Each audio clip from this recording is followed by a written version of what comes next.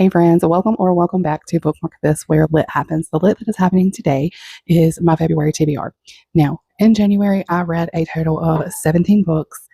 In February, the goal was going to be 15. I have 11 books picked out about 13-ish books picked out for my February TBR. TBRs always get a little wonky for me because I'm very much a mood reader.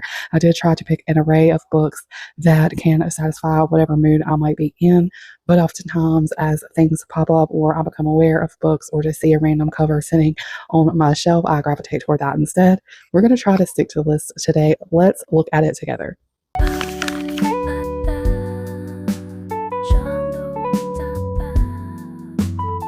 Okay, you guys, ignore my daughter's homeschool stuff right here. She did not put it back on the shelf last night.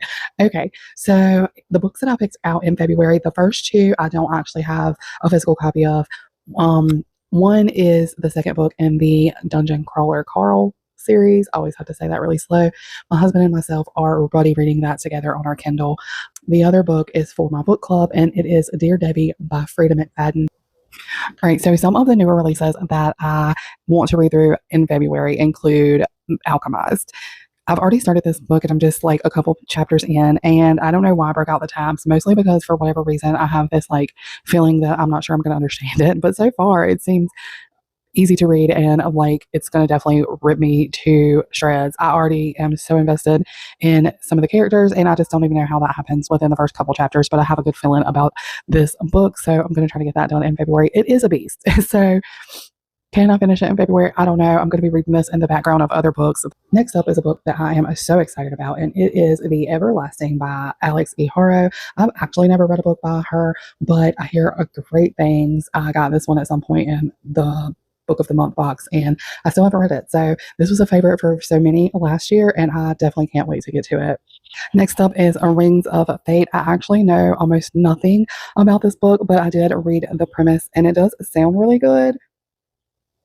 She's a barmaid who doesn't believe in fairy tales. He's a prince cursed to live one. I love that little blurb. And I have been wanting to read a book by Melissa De La Cruz. So this one is on my February TBR. Some other popular reads that I know nothing about but have heard so much about include Atmosphere by Taylor Jenkins Reid. I have only read one other book by her and I just didn't like it. I did not get it. It was just one of those things that everybody was like crazed about and I read it and I was like, I just don't get it. So this is only my second one by her. And I'm hoping that I have a different feeling about it. Next up, Razorblade Tears. This one is so popular and I want to read it. I did hear that it was sad. Is this book that I heard was so sad? I think it is. And I want to give it a read and see what I think. I love a book that can provoke emotion. Also, most of these are from the library. Some of them are from Book of the Month, but these three are from the library. Next up, The Wedding People. I've seen this one everywhere too. Everybody is absolutely obsessed with it. So I am also intrigued. Next up is a book that is by a beloved author, and that is The Last Sister by Kendra Elliott. If you like suspense or like copish stories, you're going to love Kendra Elliott. She writes so well. She writes badass women cops, which I just love. And I've read almost her entire backlist, and this is just one I never picked up, so I grabbed it. I don't know if it's in that same genre, but I really hope it is because I love myself a Kendra Elliott book.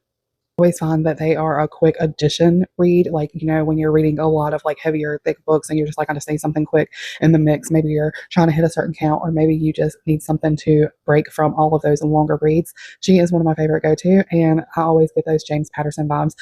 Next up, it's One of Us by J.T. Ellison. Have you guys read a book by J.T. Ellison? I love myself a thriller book, and I have not read this one, so I'm really excited.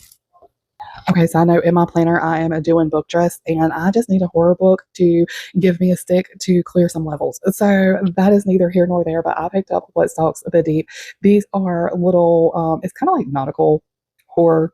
And it's more suspenseful in my opinion, but it is marketed as horror, so I feel like it counts.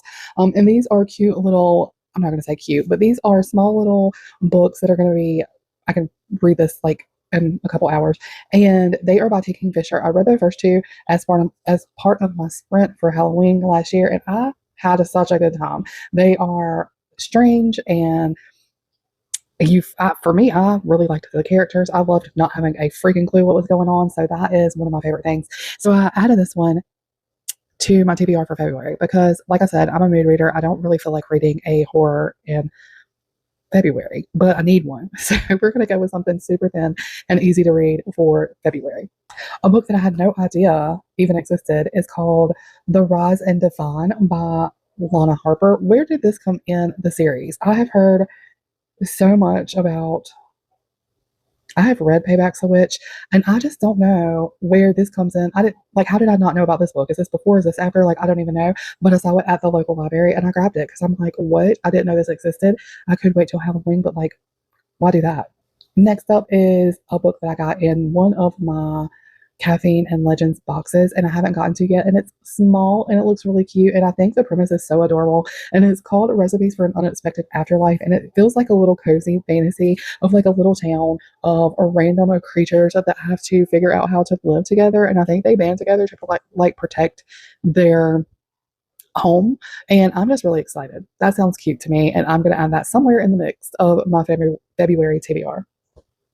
Also, as I was sitting here thinking, I just mentally added something else to my TBR because I don't know why this hit me so randomly, but I forgot that Mary Kabuga had or has already released a brand new book, and there are other brand new releases. And I forgot to check my most anticipated read list before I made this video, so now there are definitely going to be other ones added. But that is it for this video. Come back at some point next month and figure out if I actually read these books or if I went in a whole different direction. Okay, guys, bye.